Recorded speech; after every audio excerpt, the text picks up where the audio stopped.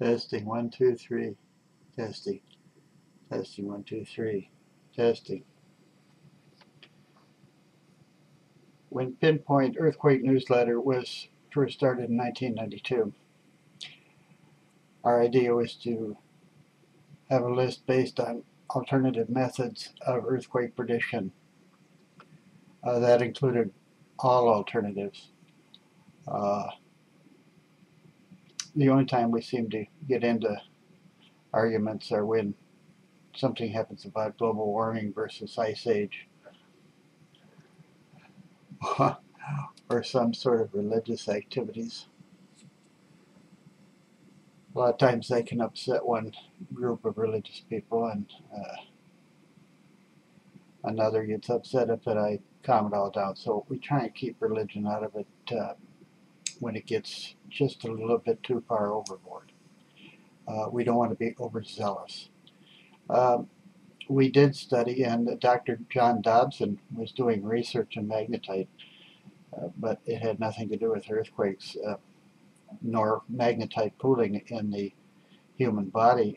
As soon as I started talking to him back in the mid-1990s, he switched over his papers and his thinking and his studies and started looking at magnetite in the human body.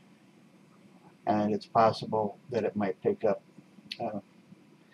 changes in the magnetic fields, which brings us to the birds falling out of the sky and various other sundry animals doing weird and unusual things. I am getting a lot of questions privately about this.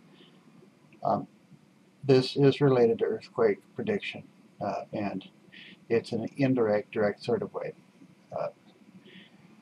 It's in my opinion that the geomagnetic field goes through some changes prior to an earthquake, sometimes weeks prior to, being my guess, and we start to become sensitive to them a couple weeks prior to.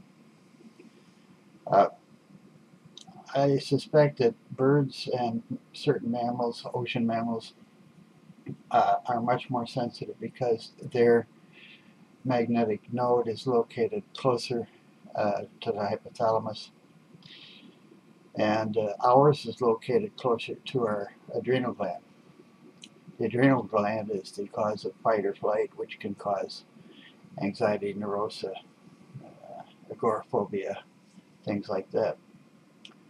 And perhaps in some animals, like Diane Pope's cat throwing up, you never know. Cats do throw up, though. I mean, if we recorded every cat throwing up, we would never discover precursors to earthquakes, at least in my opinion. That's nothing to say badly about that. So, also I've noticed a certain lack of posting. I suspect a lot of people are switching over to Facebook. I see a half a dozen people, maybe a dozen people there. I plan on keeping things at eqshannon.org and at Google Groups. Most of the money that we do our once a year contributions for sometime around late spring go to my domain registration and my domain hosting,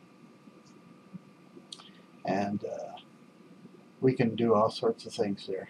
We have lots of space, and so sending pictures, whatnot, we can do that in Google too. I'll admit, I go along with Connie.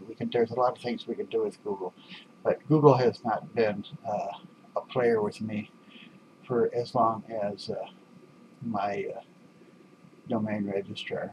Register.com was one of the very first to take over from Internet when the government was issuing ISP numbers.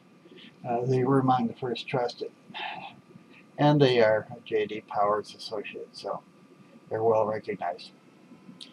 Okay, well, that's about it. That's about all I had to say. So the topic is